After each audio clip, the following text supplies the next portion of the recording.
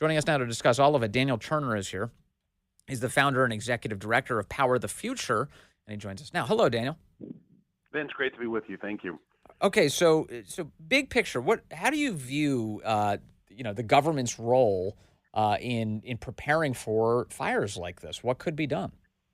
Yeah, we have this huge problem in America in that we have this popularity contest in choosing our elected officials, and I'll give Trump a pass because he's actually a competent human being who has run some enormous companies and has some experience. But for the most part, we elect these people to real positions of authority and governance, and they have no qualification. They run on their immutable characteristics of race or gender. They run on ideological platforms.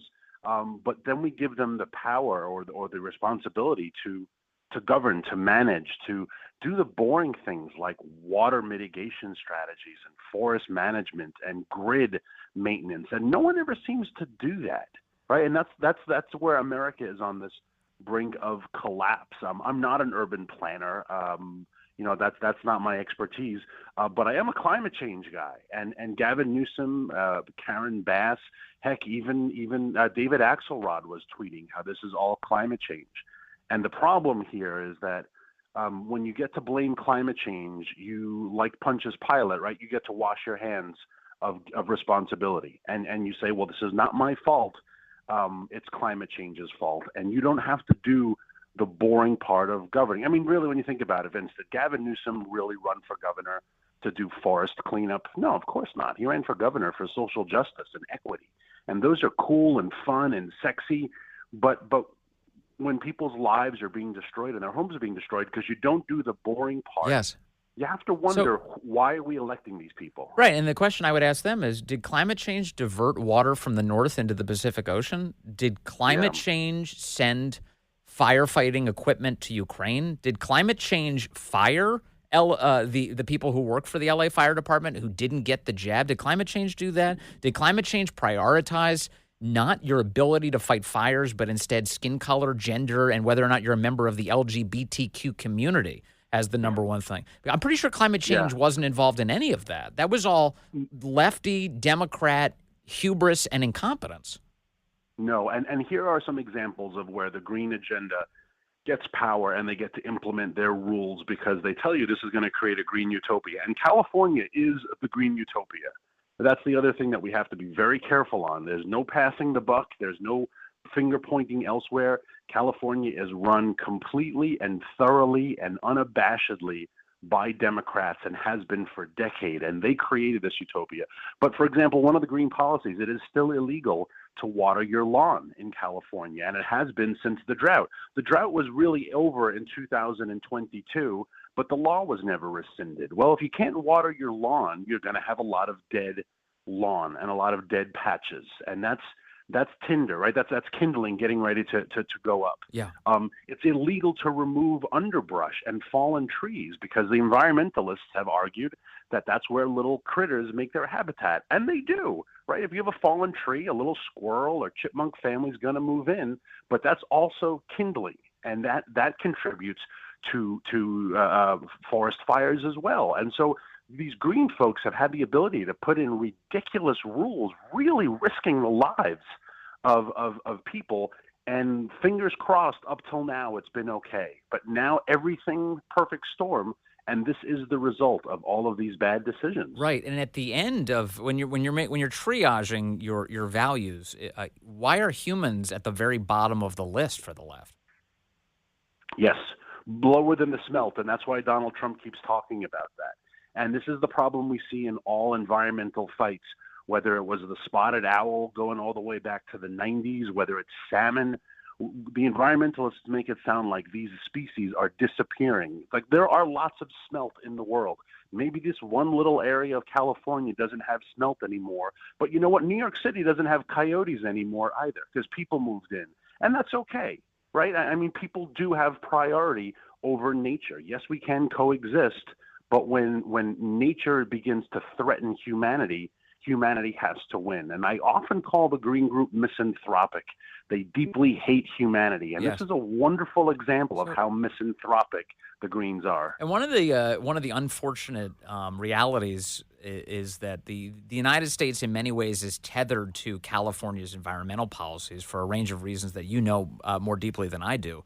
But when you talk about how California is this big failed experiment in these green policies, I mean, this is why we have the phrase laboratories of democracy, that each state is kind of a proving ground for whether or not an idea is good or effective or not. And, well, California is a never-ending cascade of failures. So why would the rest of the country be either tethered to or attempt to duplicate what they're doing in California? Exactly. It's a great point, and something that we are working on, Power the Future, that we're giving to the necessary committees in both the House and the Senate. And I'll mention it because I know their members are listening to this program right now. But California does have an EPA waiver on almost absolutely everything, exactly for this reason. California is waived from a lot of the rules that the rest of us have to abide by, because they know if California actually had to follow the rules, the state would be destroyed. So the California waiver, as it's called, blanket, is very, very vast. And so people like Gavin Newsom get to say, well, we do this here in California and it's working great, because there are no consequences, because they're waived from either sanctions or fines or regulatory burden, and the rest of the country is not. So the California exemption rule of the EPA, something we will definitely work with Lee Zeldin once he is confirmed in the new administration. The California exemptions have to disappear, because this laboratory of democracy is dead, because everyone thinks it works in California. Yes. And they're just lying. They're hiding the truth. I mean, isn't it the case that California sets vehicle emission standards for the whole country? Yes. So that's not something that Washington is doing. That's not something the Congress is doing. It's just California. California gets to make up vehicle emission standards, and the rest of the country is forced into those. In other words, that drives up the cost of the internal combustion engine for you and your family because of what Gavin Newsom and his merry band of idiots decide? And about 17 states have passed rules that they will just mirror whatever California passes on environmental and energy policy. I believe Virginia used to be one of those states. Glenn Youngkin's tried to unshackle us from a lot of it, but with the Democrats in Richmond, he's been somewhat unsuccessful. But yeah, a lot of states, whatever California does, we have to follow. I believe that's what you call a suicide pact, and we're locked in one. Unfortunately, so many are with California. That's crazy to me. What the people who are being affected by this? As I'm gonna play some audio coming up from Adam Carolla, because first of all he's great, but he makes a really good point. All these people are Democrats. They're hardcore blue Democrats. They're wealthy people who are guilty about their success in life, who are trying to use the government as a means to alleviate that guilt. And they think they just have to vote for Democrats in perpetuity. And now they're reaping the consequences of that never-ending decision to keep voting them in. Do you think any lessons are learned from this now that people's entire livelihoods are being burned to the ground? Well, I hopefully it will be the beginning of the end of even more DEI nominees. If you Google Karen Bass historic, you will find countless articles about how historic her win was. Barf. Because she was a woman, right? Exactly. It wasn't that she was qualified. It was that she's a woman, and that is the qualification. Kamala Harris ran on that, and again, as did Hillary Clinton, and that's not a qualification. We dodged such a bullet with the last November, because Kamala Harris, being a daughter of California, all of America would have looked like LA in the future. And I got to tell you, going back to my wheelhouse, what would your electric vehicle have done for you in the last 48 hours, right? There's no power. There's no charging stations. You're being told to evacuate. What's your Tesla When they gonna can't do? even Now, evacuate. that's not the fault of... And they can't evacuate. They're gridlocked streets. I have road rage on behalf of the people I'm staring at as I see these images. They're sitting in the middle of city blocks, not moving. There's no infrastructure to get them out. There's no actual plan for an evacuation. You have traffic that's not being controlled in any capacity. Daniel, it is a perfect example of every way that the left should not be in charge of any of this. And everything they touch, ultimately, they will destroy. And it is the left in a nutshell. Other people build it and make it great, meaning this entire country. They take it, they tinker with it, they do their experiments, they destroy it, and then they go on to academia and they write white papers about how they had wonderful intentions. Biden's giving a press conference later on this afternoon. I guarantee you he will talk about climate change, and he will wag the finger at Trump and say, you see what you don't believe? Well, here's proof, buddy. And that's the other reason why they're going to talk about climate change nonstop, is because it gets people like you to stop pointing out the fact that they are awful at their job.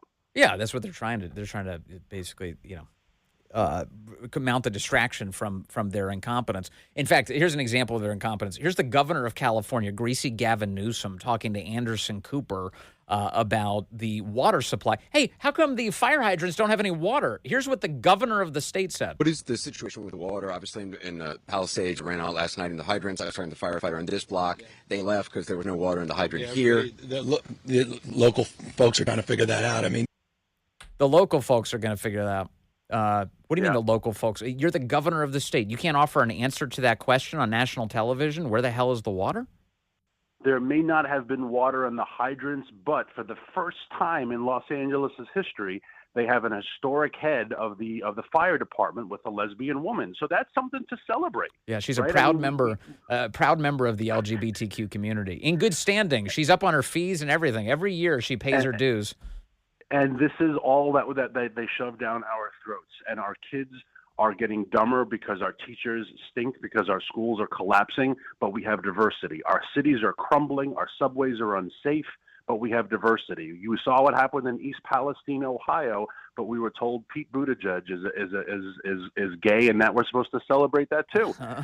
So we just constantly are told that diversity is going to make us stronger. Diversity is our strength. That's the motto. How strong is LA right now? I know. And when you mention Pete Buttigieg, it always makes me think of that wonderful Free Beacon line where they describe Pete Buttigieg, who is white, but makes up for it by being gay, which is one of the greatest lines I've ever read anywhere. Hey, Daniel Turner, thank you very much. Great to talk to you today.